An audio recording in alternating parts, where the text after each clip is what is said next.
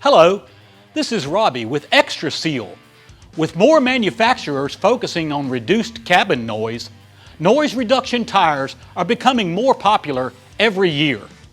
In today's video, we are going to show you the proper procedures for repairing noise reduction tires.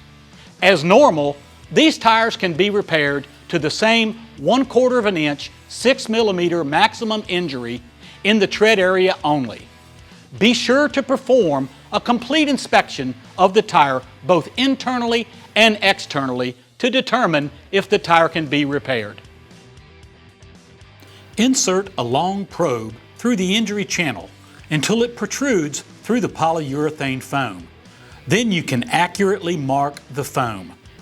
Using a razor or sharp knife, cut the foam a minimum of 2 inches on each side of the protrusion mark. 3 to 4 inches should be sufficient for these injuries. We recommend a spray or even using a clean rag to clean the inner liner rather than the popular quart spout. This is to protect the foam as it can be damaged by solvent cleaners. Once the liner has been cleaned and scraped, drill and then buff with care to avoid damage to the foam. Follow the industry recommended procedures for passenger and light truck tires. For more information, click the links below on how to perform a proper puncture repair. After installing the repair unit, stitching, and removing the clear poly, use inner liner sealer to cover the entire area where the foam was removed. We have found that this does a nice job of allowing the foam to be reinstalled and stay in place.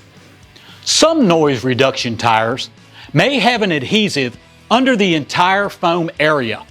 In these instances, do not clean or buff the tire. Instead, push the adhesive away with a scraper, install the repair unit, then push the adhesive back over the repaired area.